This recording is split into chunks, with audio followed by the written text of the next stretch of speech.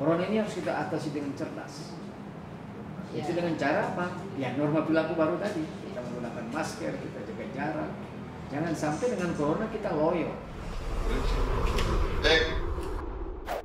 Kabupaten Gorontalo kini sedang menghadapi pilkada.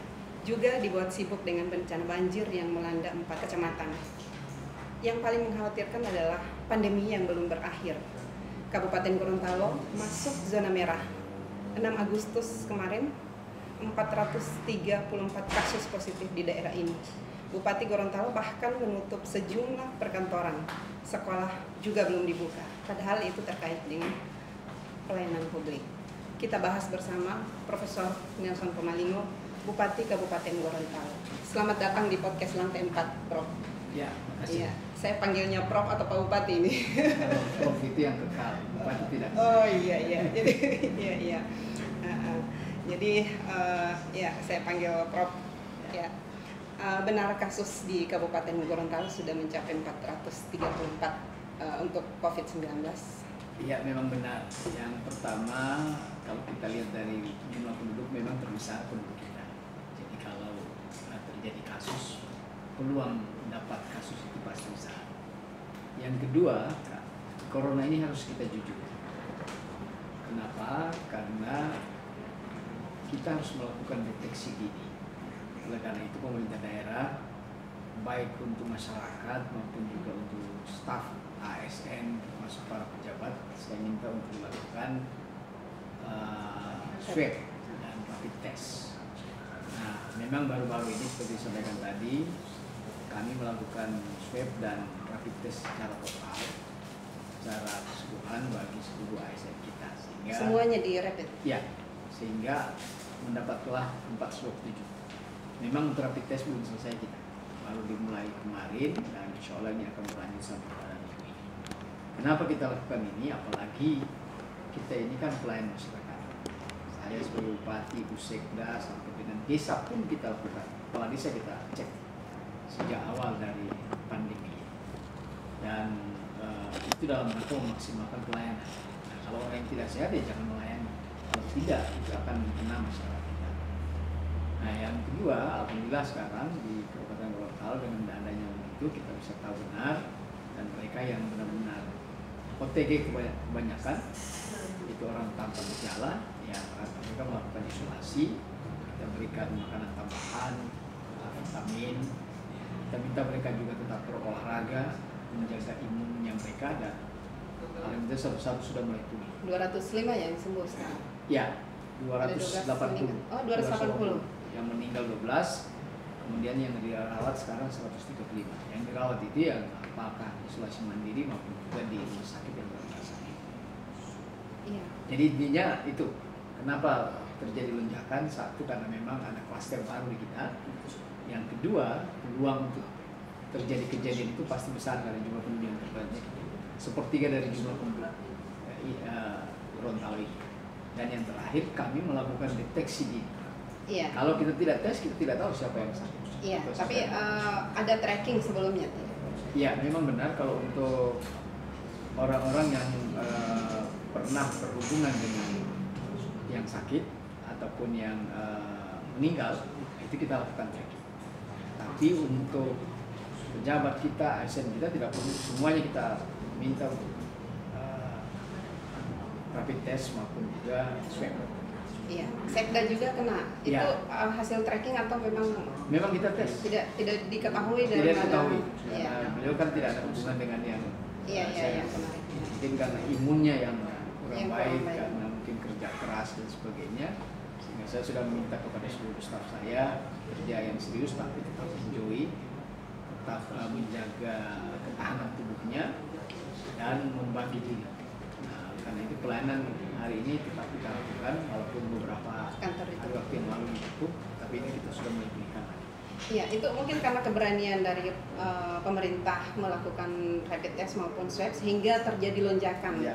Iya, bisa jadi di kabupaten lain juga mungkin ada seperti itu, tapi karena belum berani melakukan rapid test maupun swab test terhadap aparatnya, sehingga masih kelihatan masih kecil peningkatan jumlahnya. Ya. Ya, jadi ketika ada ASN yang reaktif misalnya, itu langsung ditindaklanjuti dengan swab dan keluarganya juga ya. ya. Karena itu kalau isolasi mandiri kami melakukan pengecekan terus melalui puskesmas. Jadi puskesmas yang kita tugaskan untuk mengecek dia, sehingga setiap hari dicek terus. Iya. Jangan-jangan dia juga isolasi mandiri tapi jalan-jalan, atau yang kedua pengaruh pada keluarganya. Memang pada saat mereka positif maka kita sampaikan langkah-langkah yang dilakukan di rumah kan, supaya jangan sampai dia kena, keluarganya juga kena. Kita berharap tidak demikian. Tapi sekarang satu-satu pulih mereka. Iya. Bagaimana dengan puskesmas yang tutup juga? Ada beberapa puskesmas yang tutup. Yang tutup itu hanya satu. Oh, hanya satu. Hanya satu. Iya. Nah, yang lain tidak. Ya, jadi ini kan Prof kan harus menutup beberapa kantor SKPD, bahkan kantor kependudukan, Ya, Dukcapil, Puskes, dan padahal ini layanan dasar masyarakat. Iya, dan setiap hari orang ramai di situ. Itu mungkin pertimbangannya sehingga dilakukan penutupan. Tetapi bagaimana dengan pelayanan? Nah, pelayanan Dukcapil itu kebetulan sekarang kita lakukan Bisa secara online. online. Bahkan Kabupaten Gorontalo dalam sensus penduduk baru-baru kita ranking 2. Wah, Nasional, ya. nasional. Sehingga diberikan penghargaan. Jadi kita sudah betul-betul online dan kita berdayakan desa dalam rangka pendataan. Kemudian yang kedua, bagi puskesmas di Kabupaten Gorontalo itu kan setiap kecamatan ada. Bahkan satu kecamatan itu sampai ada yang 2. Sehingga puskesmas kita 19 kecamatan sekarang 1221. Maka kalaupun tidak bisa dilayani puskesmas itu, bisa melayani di kecamatan yang terdekat atau ke rumah sakit sesuai dengan rekomendasi yang ada ataupun jarak yang mereka bisa tempuh. Iya, Prof, ada Impres nomor 6 tahun 2020 yang baru ditandatangani oleh Presiden. Itu terkait dengan memberi kewenangan kepada bupati untuk memberi sanksi bagi siapa saja, termasuk pelaku usaha, kantor yang tidak patuh terhadap protokol kesehatan COVID terkait dengan COVID ini. Apakah sudah ada peraturan yang disusun oleh bupati?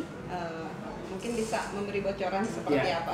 Kami memang di Kabupaten Gorontalo setelah pasca PSBB yang dilakukan secara provinsi, kami membuat yang disebut dengan norma perilaku baru. Norma perilaku baru itu sudah ada rumusan, termasuk juga sanksi. Tapi sanksi ini belum diberlakukan karena kami ingin ada payung hukum. Karena kalau sudah sanksi itu harus perda.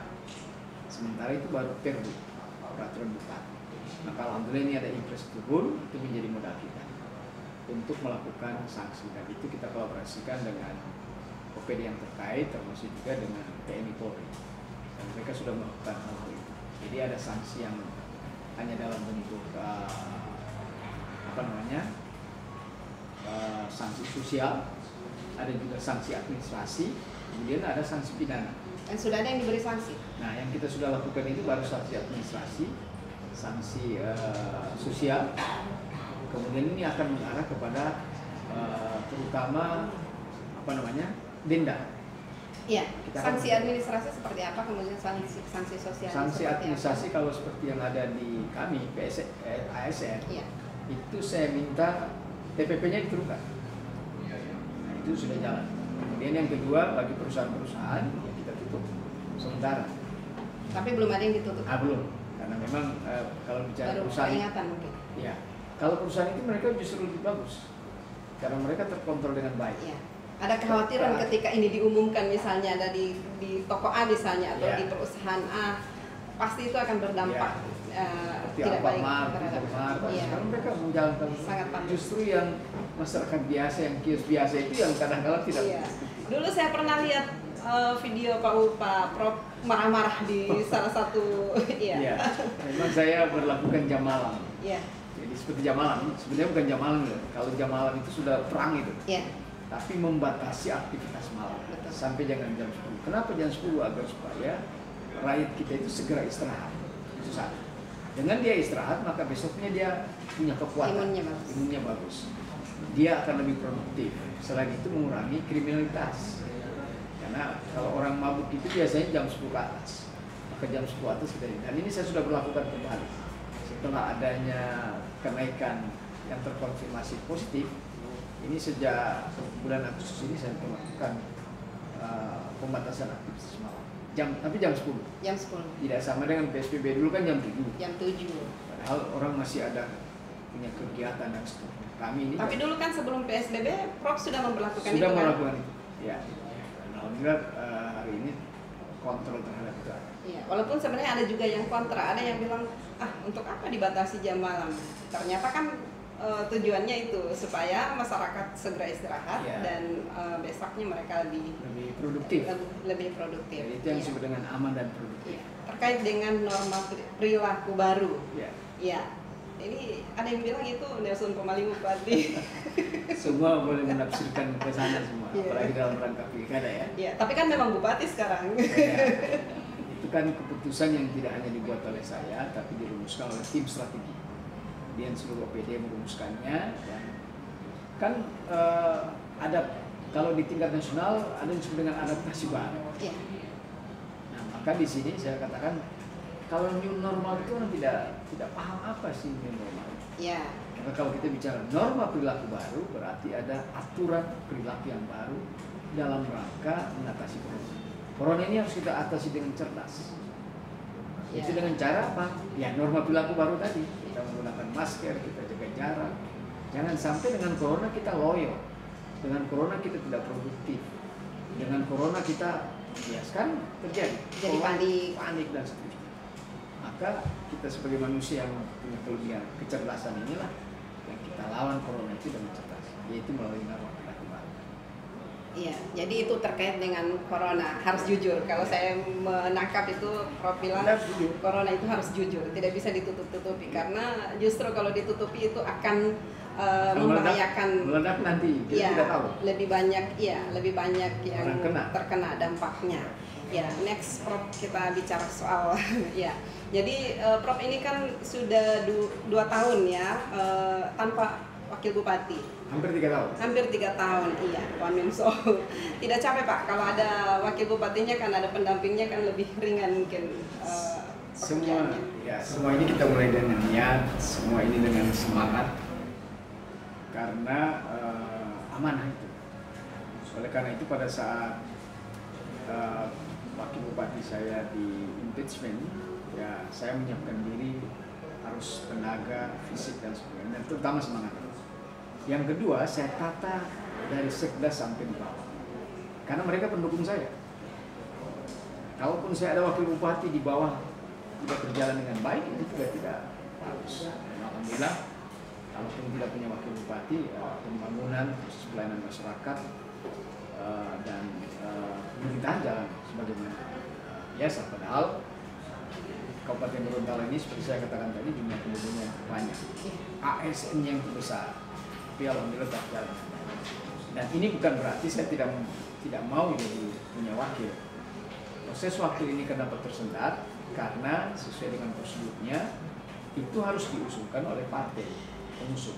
Nah, partai pengusung ini yang tarik menarik dan alhamdulillah sejak awal tahun ini sudah diusulkan. Nah, oleh karena itu sejak 5 bulan yang lalu saya sudah mengusulkan ke DPRD. Nah, bola ini sudah DPRD. Mau diisi atau tidak, ya di DPRD lah yang melanjutkan atau menghentikan, diserahkan kepada mereka. Iya, ini kan terkesan lama pasti Prof yang disalahkan. Padahal ini kan sudah dari 5 bulan lalu sudah DPRD. Tapi sampai hari ini belum ada dilakukan pemilihan. Bahkan saya mau di-impeach gara-gara pengusulan saya itu. Iya. Ada 2 nama kan diusulkan? Iya. Jadi memang dalam aturan itu harus 2. Memang kalau kita lihat dari sisi waktu ini sudah terbatas. Cuma saya kan harus menghargai usulan dari partai politik. Bayangkan Demokrat ditandatangani oleh SBY, P3 ditangani oleh Pak Suharto Mono Arfa. Ini kan yang partai pengusung. Partai pengusung, maka harus kita hargai. Nah, oleh karena itu pada saat mereka mengusulkan 2-2, sementara dalam aturan itu harus 2, maka saya menyurat ke P3 dan Demokrat coba usulkan saja 1. Ternyata alhamdulillah P3 mengusulkan 1, kemudian Demokrat tetap mengusulkan 2. Nah, setelah 2 kali saya minta surat tetap tidak ada, saya memilih 1 di antara 2 ini. Karena saya anggap setara mereka. Kan tidak ada disebut di situ bahwa ini yang prioritas, cabut lot pun boleh. Nah, sehingga kan saya usulkan 2 dan itu sudah berada di DPRD. Saya nolak. Tidak ada protes dari Partai Demokrat. Memang ada protes. Saya katakan pertama, ini partai pengusung kan sudah menyetujui 6 nama di awal. Ya. Setelah itu lahirlah dua-dua. Yang penting di dalam yang sudah disepakati bersama. Jadi kesepakatan itu dari bawah. Nah, nanti setelah dapat dua-dua ini, justru saya minta untuk usulkan saja satu. Setelah itu saya teruskan. Nah, disitulah ada tarik menarik juga di partai pengusung khususnya Demokrat. Iya, Karena kelihatan. maunya mereka kan dua-dua yang harus Dua-dua diusul. Padahal kan hanya 2 yang bisa diusulkan oleh. Iya. Saya kalau mengusulkan 3 salah. Saya mengusulkan di bawah dari 2 salah. Undang-undang itu mengatakan harus 2. Jadi 2 dengan melihat aspirasi dari 2 Dua. partai ini. Nah. Iya. Kalau saya hanya Demokrat, nanti ketiga lagi 3 marah. marah. Nah, ini yang saya Jadi menurut Prof cukup adil itu mengambil 1 dari P3, 1 dari cukup adil. Demokrat. Iya. Kan permainan sudah berada di DPR. Sudah DPRD. Tapi kelihatannya mau impeachment tidak? Ya, Apakah ini Prof tidak ada kekhawatiran ini akan berpengaruh ke langkah politik Prof selanjutnya? saya setiap melangkah itu melihat aturan. Dan saya punya keyakinan bahwa apa yang sudah saya lakukan itu sudah benar. Dan saya kira ini hasil konfirmasi saya ke Mendagri juga sudah benar. Bahkan menjadi problem hari ini kan satu orang itu tidak mau melengkapi berkas, maka itu boleh suruh ganti lagi. Tapi DPD harus menyuruh ke saya lagi karena masih ada satu kan calon di sini kita usulkan. Tapi kalaupun tidak mau mereka, maka bisa diproses terus oleh DPRD. Dan sebenarnya kalau mengundurkan diri itu sebenarnya menyalahi kesepakatan. Bayangkan Karena awalnya sudah bersedia untuk Bersedia. dicalonkan. Bayangkan sudah diproses di pusat, katakanlah Demokrat, Iya. SBY sudah tanda tangan, ini calon, tapi tidak melengkapi. Nah ini kan sesuatu yang menyalahi kalau menurut saya secara etika. Ya. Sudah setuju dari bawah, kemudian sudah disetujui dari pusat, tapi ternyata tidak. Tiba-tiba mau mundur. Nah ini, ya tapi saya serahkan saja ke DPR dan kepada mereka. Diisi atau tidak, urusannya sudah di DPR. Sudah, yang penting sudah diserahkan. Sudah Jadi diserahkan. bola sudah ada di Sudah DPRD. Ya, selamat juga nih Prof sudah ada calon wakil bupati nih untuk Pilkada 2020 Ya. Desember. Iya. Itu karena saya lihat yang lain belum ya. Ya. Bone Bolango katanya kalau Pak Hamim itu jadi satu-satunya yang sudah punya sudah ada kepastian ya, Ya. untuk wakil bupatinya itu Prof. Kalau Pak Hamim itu kemarin dibilang awal Agustus ini mungkin secepatnya akan ada wakil bupati, calon wakil bupati. Ya, kemudian apakah usulan impeachment itu murni karena ada proses yang dinilai tidak beres, atau karena upaya politis untuk kepentingan pilkada, atau sekedar gimmick atau gertak saja nih Pak? Ya, kalau saya gertak aja itu. Gertak aja. Jadi ya namanya di pemerintahan ini memang ada seninya. Ya. Oleh karena itu pemerintahan itu juga tidak hanya ilmu yang kita terus lakukan, tapi juga seni melihat perkembangan yang ada. Dan ya insya Allah itu tidak terjadi. Tidak terjadi. Apalagi saya pun tanpa di impeachment, tanpa dimajukan tinggal berapa bulan saya? Iya, sudah. Kan sampai bulan Februari 2021. 2021. Ya. Iya, tapi kan berarti pilkada Prof masih Ya. masih sebagai bupati dan tidak ada yang namanya cuti kecuali kampanye ya? Atau ada PLT? Oh, cuti. Cuti 2 bulan itu kalau nggak salah cuti penuh. Oh iya. Kita cuti penuh. Mm-mm. Kemudian setelah itu balik lagi. Oh, Sama dengan oh ya Pak selama Martin. masa ya. Martin juga begitu. Cuti selama masa kampanye. Iya. Iya, Dan selama balik kampanye. lagi. Iya. Dan dulu PLT Pak PLT, iya. Wakil Bupati, Wakil Wali Kota kalau di kota. Nah, Iya. itu modelnya satu. Jadi, tapi ini kalau dulu 4 bulan atau 6 bulan kampanye. Kampanye, ya ini mulai tahapan Kalau kami kampanye. hanya 2 bulan. Hmm. Jadi lebih Jadi pendek. selama kampanye itu. Jadi selama kampanye itu Ada cuti. cuti. Ya, kemudian untuk wakil bupati ini, jadi setidaknya ada beberapa nama yang sempat berkembang kemarin. Saya malah melihat ada namanya Pak Warsito, Ya. kemudian ada Pak Sam TAC. Itu kenapa pilih Pak Dadang Hemeto? Nah, ini Ya, karena banyak secara hal. elektoral itu Prof itu masih harus kerja keras itu. Ya, jadi begini, pada saat saya diputuskan tunggal calon bupati oleh PAC, kemudian juga DPC, kemudian terus ke DPP, dan diberi tugas saya untuk mencari wakil. Maka saya minta kepada DPC untuk mencari wakil dibuat secara transparan, terbuka. Sempat muncul juga namanya Diki Gobel dengan Tom Isak. Jadi ada 7 orang yang mendaftar, dan bagi saya itu luar biasa. Kenapa? Mereka berarti ikhlas mendampingi saya dan punya semangat membantu saya. Maka dilakukanlah proses itu, kemudian dilakukan penilaian oleh DPC dan akhirnya 3 nama. Memang di dalam proses pencarian wakil ini sambil melalui DPC dilakukan juga melalui saya secara pribadi. Jangan-jangan ada di luar situ lebih baik. Maka komunikasi politik kita lakukan. Tapi pada akhirnya saya menentukan sikap mengikuti proses mekanisme yang telah dibuat oleh DPC 3 orang. Nah pertanyaannya, kenapa dari 3 orang itu kan hanya 3, yaitu Diki Gobel, kemudian Arimeto, kemudian satu lagi Tommy Isak. Dan memang di survei mereka itu mereka lah yang tinggi. 3 nama ini. Ya, 3 nama ini termasuk Warsito sebenarnya. Iya. Cuma ya mungkin pertimbangan DPC tidak boleh 2 orang Golkar, 1 saja cukup. Agar supaya memberi ruang kepada orang lain sehingga saya diberi keleluasan untuk ini. Nah, kenapa Hendra? Pertama, beliau mendaftar. Jadi ada juga mungkin Golkar yang kepingin masuk juga tapi tidak melalui pendaftar. Mekanisme itu satu.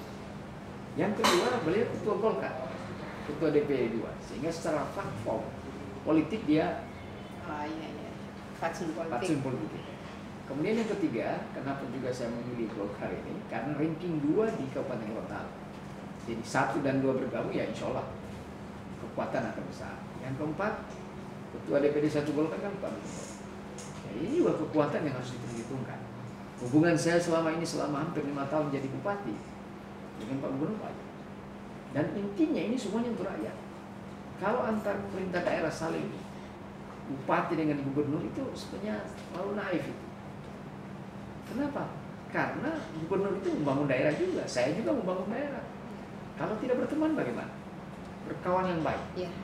Maka alhamdulillah banyak program-program di provinsi yang menuju ke sana demi rakyat terbuka. Dan yang terakhir ya saya kira hubungan antara gubernur dengan ketua umum saya juga baik. Nah, ini yang dijaga. Nah, oleh karena itu saya menentukan sikap Pak Hendra ini. Walaupun orang mengatakan elektoral, tapi kan ini berbeda dengan pemilihan pileg. Kalau pileg itu 10 partai di satu dapil 7 orang, berarti 70 orang yang bersaing. Ya. Kalau bupati, wakil bupati paling tinggi 3 paslon. Juga strategi dan ininya berbeda. Nah mudah-mudahan. Apalagi incumbent. Apalagi saya incumbent. Yang sudah punya modal. Katanya incumbent itu sudah punya modal 30% dibandingkan calon yang lain. Kalau saya mengatakan 50%. Oh 50%. Kalau bekerja yang baik. Kalau bekerja yang baik, iya. Tapi Gubernur sudah Golkar sudah setuju dengan calon ini, sudah ada SK-nya atau belum? Sekarang sudah berada di pusat. Insya Allah minggu depan P3 keluar. Kita berharap juga Golkar. Masalahnya sekarang kan pendaftaran tanggal 4 September. Berarti tidak sampai sebulan lagi. Belum lagi kita membentuk timnya, belum lagi merancang programnya, belum lagi mempersiapkan segala ini sangat mepet waktu. Tapi kemarin ada nama Samte Ase sama Alham Habibie lagi muncul. Ada strategi apa ini? Itu wacana yang terus berkembang dan saya kira saya bangga juga kalau ada kader saya sebagai P3 yang diwacanakan. Berarti orang yang mampu jadi bupati bukan hanya saya. Iya. Itu positif aja asal. Tapi itulah dinamika yang ada. Dan alhamdulillah insya Allah setelah ini SK semuanya keluar, kami sudah bertemu juga dengan Pak Ketua DPD 1 Golkar. Kebetulan hari ini gubernur, ya insya Allah tidak ada masalah. Kemarin juga di DPW saya sudah rapat dan juga dengan DPC. Jadi tinggal melangkah setelah ada SK. Ya, setelah SK langsung action. Ya. Iya, jadi memang kalau dibandingkan dengan calon-calon yang masih bakal calon ya. Dengan yang lain ini Pak Prof yang paling siap ini karena partainya sudah sangat jelas, wakilnya juga sudah sangat jelas. Dari figur-figur yang diwacanakan ada beberapa nama ya, ada sejumlah nama yang ada Pak Rustam Akili, ada Pak Tony Yunus, ada Ibu Rahmi dan lain-lain. Kemudian ada Pak Fadli Hasan. Siapa yang paling Prof takuti di antara calon-calon ini? Nama-nama ini belum calon tapi masih nama-nama. Tidak ada yang saya takuti. Wah. Bukan berarti takabur. Iya. Itu percaya diri. Iya. Dan harus begitu kalau maju. Kalau mau maju harus percaya diri, jangan setengah-setengah. Iya. Tetapi saya juga berharap banyak yang muncul agar supaya kompetisinya kita jadi sehat, demokrasi kita jadi berjalan dengan baik. Jadi mudah-mudahan seperti Pak Rustam Akili yang diwacanakan, Pak Tony, Bu Rahmi, mungkin juga Fadil, silakan aja. Karena kan pada akhirnya kedaulatan berada di rakyat. Rakyat yang memilih. Iya. Dan semua ini kan Tuhan sudah tertulis di sana. Kita hanya ikhtiar saja. Jadi cuma memang harapan saya, kalaupun kita berkompetisi yang sehat. Dan memang hari ini saya pun merasakan baru dapat wakil langsung berbagai hal yang saya tantangan. Tapi itu biasa. Iya, dinamika Dinamika dalam pemerintahan. Kalau dulu tantangan saya jadi bupati itu ada dua. Satu, mencari partai susah. 6 bulan saya cari partai sehingga saya mendaftar terakhir. Yang kedua, mencari wakil. Tidak ada mau jadi wakil saya. Kenapa? Karena mungkin dianggap Masih ragu karena yang lain kan sudah duluan. Iya, jadi injury time. Saya nanti injury time. Iya. Nah itu. Nah hari ini beda. Hari ini saya punya partai. Alhamdulillah hari ini bisa mengusung sendiri juga bisa. Nah, wakil banyak sekali yang ke itu. Tapi memang dinamika ya risiko pertahanan lain lagi dia punya. Iya. Ada lagi yang